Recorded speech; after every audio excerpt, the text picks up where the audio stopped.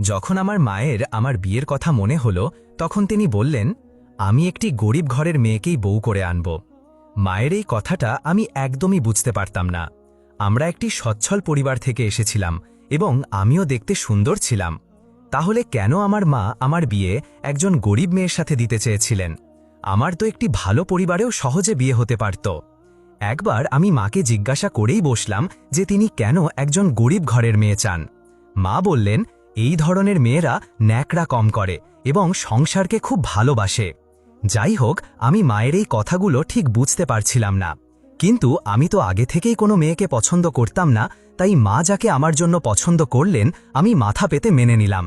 বিয়ের রাতেই আমি প্রথম আমার বউকে দেখেছিলাম, আর তখনই আমি মায়ের প্রশংসায় পঞ্চমুখ হয়েছিলাম।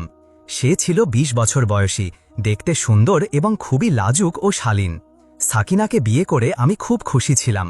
আমার মনে হয়েছিল মায়ের কথাটা একেবারে সত্যি। সাকিনা আসলেই এমন ছিল যে তার মুখে যেন কোনো কথাই ছিল না। আমি তাকে কোনোদিন মায়ের সামনে উফ বলতেও শুনিনি, যদিও আমার মা ছিলেন বেশ কঠিন স্বভাবের। সব কিছুতেই খুঁত ধরা ছিল তার অভ্যাস। ভালো খাবার থেকেও তিনি খুঁত বের করে ফেলতেন। আমি বিয়ের আগে ভয় পেতাম যে আমার বউ যদি মুখরা হয় তাহলে মায়ের এই স্বভাবের জন্য বাড়িতে অশান্তি শুরু হবে, কিন্তু সাকিনা এমন ছিল না। আমার জীবনটা বেশ শান্তিতেই কাটছিল। আমি মায়ের কোনো কথার সাথে দ্বিমত করতাম না। একবার সাকিনা মায়ের বিরুদ্ধে আমার কাছে অভিযোগ করতে চাইল। আমি সাথে সাথেই তাকে কঠোরভাবে থামিয়ে দিলাম। আমি বললাম, খবরদার, যদি কখনো আমার মায়ের বিরুদ্ধে একটিও কথা আমার কানে দিয়েছ। আমার কণ্ঠস্বর এতটাই রাগান্বিত ছিল যে সে কেঁপে উঠল। সে আমাকে আর কিছুই বলল না, তার মুখে যেন চুপসে গেল। বিয়ের কয়েক মাস যেতে না যেতেই মা তার নাতির কথা ভাবতে লাগলেন। তিনি বললেন, এখনো তোর বউ গর্ভবতী হচ্ছে না কেন? এই কথা শুনে আমি অবাক হয়ে মায়ের দিকে তাকালাম। আমি বললাম, মা, এটা তো আমার আর সাকিনার হাতে নেই, এটা আল্লাহর ইচ্ছা। মা বললেন, সাকিনাকে ভালো করে বুঝিয়ে দে, আমার শুধু নাতি চাই। আমি সাকিনাকে কি বোঝাবো? আমি তো নিজেই শিক্ষিত ছিলাম, এতটুকু তো আমিও জানতাম যে ছেলে বা মেয়ে হওয়াটা মানুষের নিয়ন্ত্রণে নেই। যাই হোক, আমি মাকে কিছুই বললাম না, শুধু মাথা নেড়ে সম্মতি জানালাম। কিন্তু এরপর যতদিন যেতে লাগলো আর সাকিনা গর্ভবতী না হওয়ায় মায়ের গঞ্জনা শুরু হয়ে গেল। একদিন মা আমাকে বললেন, আমি এক ধাইমাকে দেখিয়েছি, তিনি বলেছেন তোর বউ নাকে বন্ধা, তাই তোকে বলছি, আমার আশা নেই যে সে আমাকে নাতি দেবে। বিয়ের ১ বছর যেতে না যেতেই মা সাকিনার বিরুদ্ধে আমার কান ভাঙাতে শুরু করলেন। বারবার বলতেন, এই মেয়ে বন্ধা, তাড়াতাড়ি ওকে তোর জীবন থেকে বের করে দে। আমি সেই বেচারাকে কি বলবো?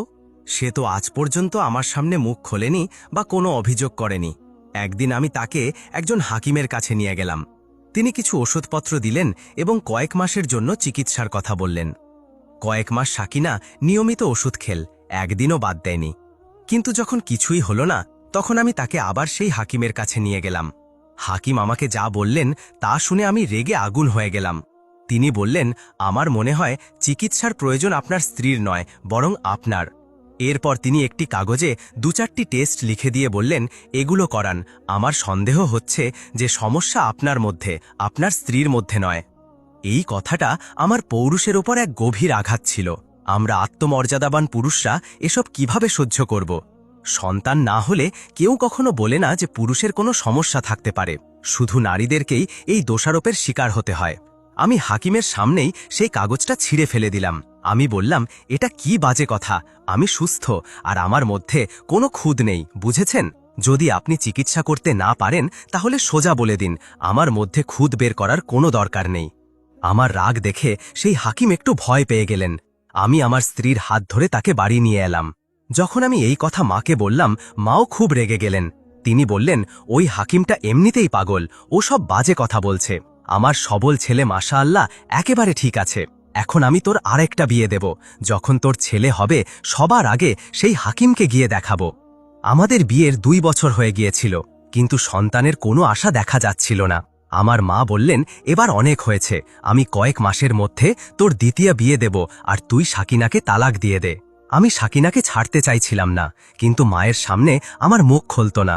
এই কথা শুনে সাকিনা কাঁদতে কাঁদতে আমার আর মায়ের সামনে হাত জোর করে বলল, খোদার দোহাই, আমাকে তালাক দেবেন না। আমি আপনাদের বাড়িতে একজন দাসী হয়েও থাকব, আপনারা যা বলবেন তাই করব, কিন্তু খোদার দোহাই আমাকে তালাক দিয়ে আমার বাবার বাড়িতে পাঠাবেন না, তাহলে আমার ছোট বোনদের বিয়ে হবে না। লোকেরা বলবে যে এক বোন সংসার ভেঙে ফিরে এসেছে, তাহলে আর একজন কিভাবে সংসার করবে? সাকিনার কান্না আর ফোপানি শুনে আমার মন গলে গেল। সে হাত জোর করে মায়ের সামনে হাঁটু গেড়ে বসেছিল। আমি কিছুটা সাহস দেখালাম এবং 2 হাতে তাকে তুলে দাঁড়া করালাম। আমি বললাম, তুমি নিশ্চিন্ত থাকো, আমি দ্বিতীয় বিয়ে করব না আর তোমাকে তালাকও দেব না। আমার কথা শুনে মা আমাকে চোখ রাঙিয়ে দেখলেন। আমি বললাম, মা, আপনি বেশক ওর যা ইচ্ছা চিকিৎসা করান, আমি আপনাকে বাধা দেব না, কিন্তু আমি ওকে ছাড়তে পারি না আর দ্বিতীয় বিয়েও করব না, কারণ আজ পর্যন্ত ও আমাকে কোনো অভিযোগ করার সুযোগ দেয়নি। আমি ওর ওপর এই জুলুম করতে পারি না। আমার এই সাহস মায়ের পছন্দ হয়নি। তিনি বারবার রাগে আমাকে চোখে চোখে দেখছিলেন। আমি সাকিনার হাত ধরে তাকে ঘরে নিয়ে গেলাম। সে তখনও ফোপাতে ফোপাতে কাঁদছিল। সে আমার 2 হাত ধরে বলল, আপনাকে অনেক ধন্যবাদ, আপনি আমার সম্মান রেখেছেন। পরের দিন মা আমার সাথে কথা বললেন না। আমি যখনই তার সাথে কথা বলতে যেতাম তিনি মুখ ঘুরিয়ে নিতেন। আমি মাটিতে বসে তার পা ধরে বললাম, মা, খোদার দোহাই আমার উপর রাগ করবেন না, কিন্তু আমি আমার স্ত্রীকে ছাড়তে পারি না। 2-4 দিন মা আমার সাথে কথা বললেন না। আমি মায়ের অনেক অনুরোধ করলাম। 4 দিন পর মা এই শর্তে আমার কথা মেনে নিলেন যে তিনি যেমন খুশি সাকিনার চিকিৎসা করাবেন আর আমি এর মাঝে কথা বলবো না। আর যদি 1 বছরের মধ্যে সাকিনা গর্ভবতী না হয় তাহলে আমি অবশ্যই দ্বিতীয় বিয়ে করব। মা এই শর্তে রাজি ছিলেন না যে আমি তাকে তালাক দেব। তিনি বললেন, ও একটা অপ্রয়োজনীয় জিনিসের মতো বাড়ির এক কোণে বসে থাকবে, আর খবরদার তুই যদি কখনো ওর কথা আমাকে চেয়ে বেশি গুরুত্ব দেওয়ার কথা ভাবিস। এই কথা শুনে আমি চুপ হয়ে গেলাম। আমি মায়ের অবাধ্য হতে পারতাম না। আমার মা তখন সাকিনাকে বিভিন্ন সাধারণ লোকের কাছে দেখাতে লাগলেন। এখন আমি সারাক্ষণ সাকিনার গলায় তাবিজ দেখতে পেতাম। গভীর রাত পর্যন্ত সে জায়নামাজে বসে জপ করত। কখনো তাবিজ পোড়াত, কখনো হাতে সুতো বাঁধত, কখনো পায়ে। মোট কথা, আমার মা সাকিনাকে যা বলতেন সে সব কিছুই করছিল। মাঝে মাঝে তার অবস্থা দেখে আমার তার ওপর খুব মায়া হতো। বেচারি সন্তানের জন্য কি না করছিল, কিন্তু এরপরও সে গর্ভবতী হল না। 6 মাস কেটে গেল। এখন সাকিনার চেহারা ফ্যাকাশে হয়ে গিয়েছিল। সে বারবার আমাকে জিজ্ঞাসা করত, যদি 4 মাস পর আমার সন্তান না হয় তাহলে কি আপনি সত্যি দ্বিতীয় বিয়ে করবেন? আপনি কি সত্যিই আমাকে আপনার থেকে দূরে সরিয়ে দেবেন? আমি কি এই বাড়ির এক কোণে একজন কাজের মেয়ের মতো পড়ে থাকব? আমি তার প্রশ্নের কি উত্তর দেব? অসহায়ভাবে বললাম, আমি নিরুপায়। সন্তান লাভের জন্য এক ভণ্ড আমিলের কাছে যাওয়া। আমাদের এখানে ছেলে হলেই সব সমস্যার সমাধান হয়ে যাবে। সেই দিনগুলোতে আমার মা তার এক প্রতিবেশীর কাছ থেকে শুনলেন যে তাদের পাশের গ্রামে একজন আমিল বাবা আছেন, যিনি বন্ধ্যা নারীদের এমন নিখুঁত চিকিৎসা করেন যে তারা অবশ্যই ছেলে সন্তান জন্ম দেয়। এই কথা শুনে আমার মায়ের মুখে উজ্জ্বলতা ফিরে এলো। আমার মা সাকিনা এবং আমাকে নিয়ে সেই আমিলের কাছে গেলেন। তার কাছে তো লোকের ভিড় লেগে থাকত। তার ছোট উঠানটা ভক্তে ভরে গিয়েছিল। আমরাও এক কোণে বসে পড়লাম। সেই আমিল সাহেব ভিতরে একটি ছোট ঘরে ছিলেন। সেখানে স্বামী স্ত্রী যেত আর 5 মিনিট পর হাসি মুখে ফিরে আসত। দীর্ঘ অপেক্ষার পর আমাদের পালা এলো। যখন আমরা আমিলের কাছে গেলাম, মাও আমাদের সাথে ছিলেন। সাকিনা খুবই সুন্দর ছিল। সে চাদর দিয়ে তার মুখ ঢেকে রেখেছিল। না জানি কেন আমার সেই আমিলের চেহারাটা খুব অদ্ভুত লাগছিল। সে কালো রঙের পোশাক পরেছিল, গলায় মোটা দানার তসবি আর 2 হাতের আঙুলে আংটি ছিল। যখন আমরা সেই আমিলের কাছে বসলাম, সে একবার সাকিনার দিকে তাকালো। না জানি কেন আমার এই সব দেখে খুব খারাপ লাগছিল। তারপর সে বলল, বলো বিবির কি সমস্যা? আমার মা বললেন, আমার বউ বন্ধা। এই বলে তিনি সাকিনার দিকে তাকালেন। সেই আমিল জিজ্ঞাসা করল, বিয়ের কতদিন হয়েছে? উত্তরে আমার মা বললেন, পুরো 2 বছর হয়েছে, কিন্তু সন্তানের কোনো আশা দেখা যাচ্ছে না। আমরা আপনার অনেক প্রশংসা শুনেছি। আমরা অন্য গ্রাম থেকে ঘুরে এসেছি। যে কথাটা আমাকে বেশি বিরক্ত করছিল তা হলো সেই লোকটার দৃষ্টি একটানা সাকিনার মুখের ওপর ছিল। যদিও সে তার মুখের বেশিরভাগ অংশ ঢেকে রেখেছিল, কেবল তার চোখগুলো দেখা যাচ্ছিল। এরপরও সেই আমিল না জানি তার মুখে কি খুঁজছিল। আমি আমিল সাহেবকে আমার দিকে মনোযোগ আকর্ষণ করে বললাম, আমিল সাহেব, আপনি কি খুঁজছেন? সাকিনার চেহারা কেন দেখছেন? আমার কথায় তার কপালে ভাঁজ পড়ল। রাগে বললেন, আমি তোমার স্ত্রীর মুখে কিছু খুঁজছিলাম আর সেটা জানার চেষ্টা করছিলাম, যার কারণে ওর কোলে এখনো কোনো সন্তান নেই। কিন্তু তুমি আবেগপ্রবণ ছেলে, আমার কাজ নষ্ট করে দিয়েছ। আমি অবাক হয়ে আমিলের মুখের দিকে তাকিয়েছিলাম। আমি তো শুধু তাকে ডেকেছিলাম, কিন্তু পরক্ষণেই তিনি আমাকে 2-4টে প্রশ্ন করলেন। তারপর তার কাছে রাখা একটি কাঁচি তুলে বললেন, এই কাঁচি দিয়ে তোমার কিছু চুল কেটে আমাকে দাও। আমি চুপচাপ তার কথা মেনে গেলাম। আমি আমার কিছু চুল কেটে তার হাতে দিলাম। তখন তিনি আবার আমার স্ত্রীর দিকে তাকালেন। আমি বুঝতে পারছিলাম যে তিনি এবার আমার স্ত্রীর চুল কাটতে চান। আমার স্ত্রীর চুল কাটার জন্য তাকে তার মুখ থেকে ঘোমটা সরাতে হতো, কিন্তু পরক্ষণেই আমার মা এগিয়ে গেলেন এবং আমার স্ত্রীর চাদরটা সরিয়ে দিলেন। এক ঝটকায় তার মুখ থেকে ঘোমটা সরে গেল, আর পরক্ষণেই তিনি এগিয়ে গিয়ে চুল কেটে আমিল বাবার হাতে রাখলেন। এই সব কিছু 2 থেকে 10 সেকেন্ডের মধ্যে ঘটছিল, কিন্তু আমিল বাবার চোখ আমার স্ত্রীর দিকেই স্থির ছিল। তিনি সেই চুলগুলো নিলেন এবং 2টি চুল একসাথে করে তার সামনে একটি রূপার পাত্রে রাখলেন। তারপর বললেন, আমি তোমাদের কিছু তাবিজ দেব, সেগুলো তোমাদের খেতে হবে, আর কিছু আমলের কথা বলবো যা প্রতিদিন করতে হবে। এই আমল করার পর তোমরা অবশ্যই সন্তানের বাবা মা হবে। আমি নিঃশব্দে আমিল বাবার প্রতিটি কথা শুনছিলাম। দেখতে দেখতে তিনি আমাদের কাটা চুলগুলোতে আগুন ধরিয়ে দিলেন। যেই আগুন ধরল, আমিল বাবা সেই চুলগুলোর ছাই তুলে নিলেন এবং তা তাবিজের মধ্যে ভরা শুরু করলেন। তাবিজের মধ্যে ছাই ভরার পর একটি লাল সুতো দিয়ে তাতে গিঁট বেঁধে দিলেন এবং বললেন, এটা তোমরা প্রতি রাতে পানীয়ের সাথে মিশিয়ে খাবে। আমি সেই তাবিজগুলো আমার কাছে রাখলাম। এরপর আমিল বাবা আবার আমার স্ত্রীর দিকে ফিরে তাকালেন এবং বললেন, এখানে আমার কাছে এসে বসো, আমি তোমাকে দম করতে চাই। এই দম তোমাকে প্রতি বৃহস্পতিবার আমার কাছে এসে করাতে হবে, যাতে তোমার ওপর থাকা সব খারাপ ছায়া ও জিন দূর হয়ে যায়। আমার স্ত্রী আমিল বাবার সামনে গিয়ে বসল। তখন তিনি তার হাত আমার স্ত্রীর মাথায় রাখলেন এবং কি সব পরে ফুঁকতে লাগলেন। আমি লক্ষ্য করলাম যে আমাদের আগে যত লোক এসেছিল তারা 5 বা 10 মিনিটের বেশি ভিতরে থাকেনি, কিন্তু আমরা তো এখানে 40 মিনিট ধরে বসে আছি, আর এই বাবা আমাদের বাইরে পাঠানোর নামই নিচ্ছেন না।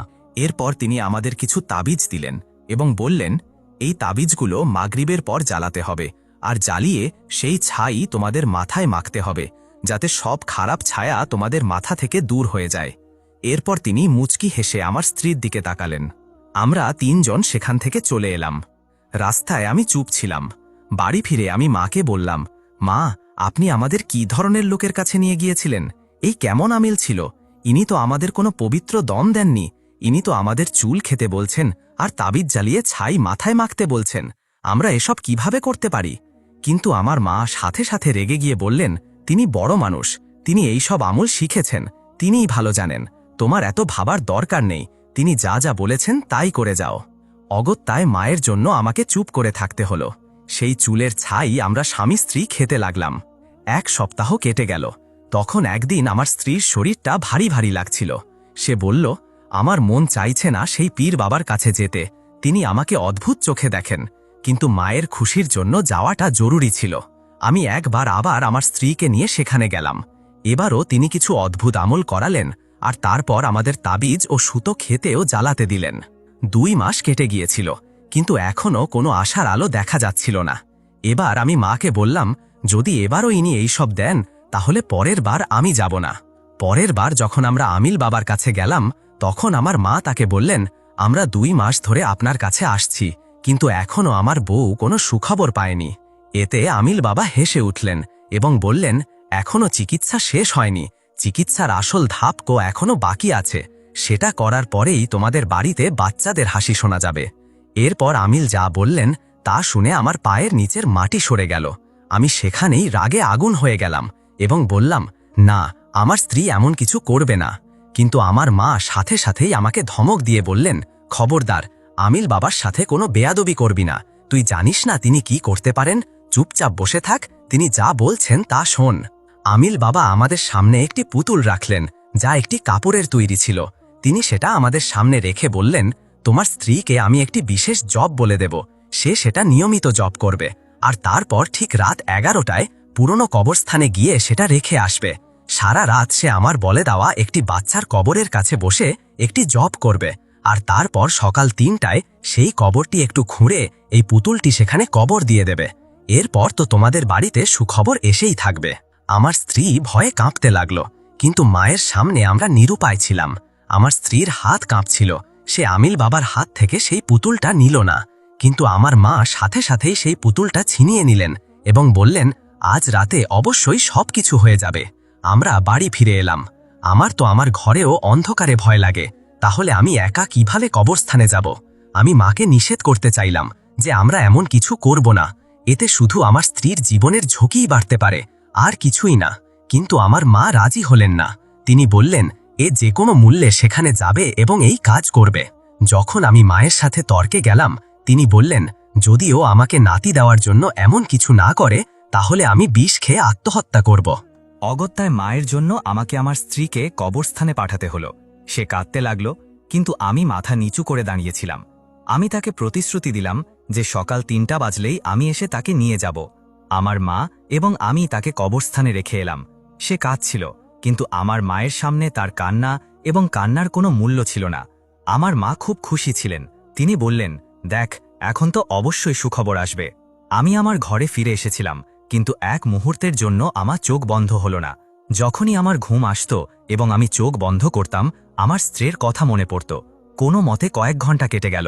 আমার মাথায় অদ্ভুত চিন্তা আসতে লাগল। মাঝ রাতে কবরস্থানে একা থাকলে যে কোনো কিছু হতে পারে। আমি কিভাবে আমার স্ত্রীকে সেখানে একা রেখে এলাম? বারবার তার কথা আমার মনে আসতে লাগল।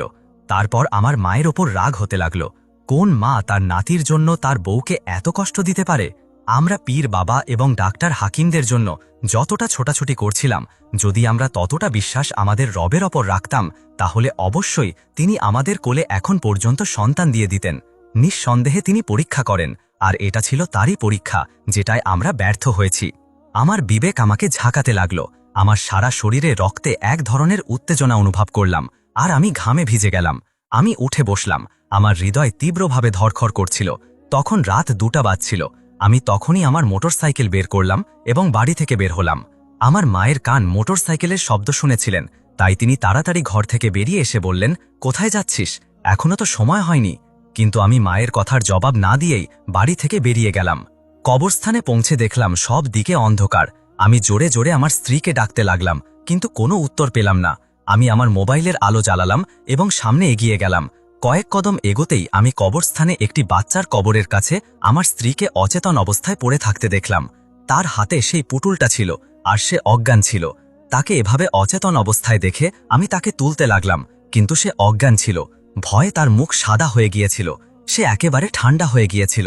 আমার ভয় লাগতে শুরু করল। আমি আমার স্ত্রীকে তুলে হাসপাতালে নিয়ে গেলাম। ডাক্তাররা বললেন যে সে অতিরিক্ত ভয়ের কারণে অজ্ঞান হয়েছে, তার রক্তচাপ খুব কমে গেছে। সকালের মধ্যে আমার স্ত্রী পুরোপুরি সুস্থ হয়ে গিয়েছিল। আমি তার কাছে ক্ষমা চেয়ে বললাম, আমাকে ক্ষমা করে দাও। জেনে বা না জেনে আমরা তোমার ওপর জুলুমের পর জুলুম করে গিয়েছি। আমার স্ত্রীর মন এত বড় ছিল যে সে সাথে সাথেই আমাকে ক্ষমা করে দিল। আর আমি আরও বেশি লজ্জিত হয়ে গেলাম যে এত ভালো স্ত্রীর সাথে আমি কত বছর ধরে এত খারাপ ব্যবহার করছিলাম। আমি মায়ের কথায় প্রভাবিত হচ্ছিলাম। যদি এখানে আমার মায়ের মতোই মেজাজের কোনো মেয়ে আসতো, তাহলে সংসারের বাঁধন ভেঙে যেত। আমি আমার স্ত্রীকে বাড়ি নিয়ে এলাম। আমার মা রেগে আমার স্ত্রীর ওপর চিৎকার করতে লাগলেন এবং তাকে মারতে গেলেন। আমি মায়ের হাত ধরে ফেললাম এবং তাকে বললাম, আপনি আমার স্ত্রীকে হাত পর্যন্ত দেবেন না, আর এখন থেকে আর কোনো চিকিৎসা হবে না। আমার এমন কোনো সন্তান দরকার নেই। আপনার তো আল্লাহর শুকরিয়া আদায় করা উচিত যে আপনি এত ভালো বউ পেয়েছেন যে আপনার সব জুলুম এবং অত্যাচার সহ্য করেছে। আমার এমন কোনো সন্তান দরকার নেই। যদি ভাগ্যে থাকে তাহলে পেয়ে যাব, না হলে আমি আর সাকিনা এভাবেই খুশি আছি। আমার মুখ থেকে এই কথাগুলো শুনে আমার মা যেন পাথর হয়ে দাঁড়িয়ে গেলেন। কত দিন ধরে আমার মা আমার সাথে কোনো কথা বললেন না। মা একবার আবার আমার স্ত্রীর সম্পর্কে আমাকে উস্কে দেওয়ার চেষ্টা করলেন, কিন্তু এবার আমি তার কথায় আসার মতো ছিলাম না। তিনি নিরুপায় ছিলেন, তাকেই ঠিক হতে হলো। সাকিনার প্রতি তার আচরণ ধীরে ধীরে ঠিক হতে লাগলো, কারণ এখন আমি সাকিনার স্বামী হিসাবে তার পাশে তার ঢাল হয়ে দাঁড়িয়েছিলাম। আর যখন স্বামী তার স্ত্রীর সাথে থাকে, তখন অন্য কারোর কি করার ক্ষমতা থাকে যে তার বিরুদ্ধে কিছু করতে পারে। কয়েক মাস পর আমার স্ত্রীর শরীর খারাপ হলো। আমরা তাকে ডাক্তারের কাছে নিয়ে গেলাম। তখন জানা গেল যে সে গর্ভবতী। সেদিনটা ছিল আমার জীবনের সবচেয়ে সুন্দর দিন।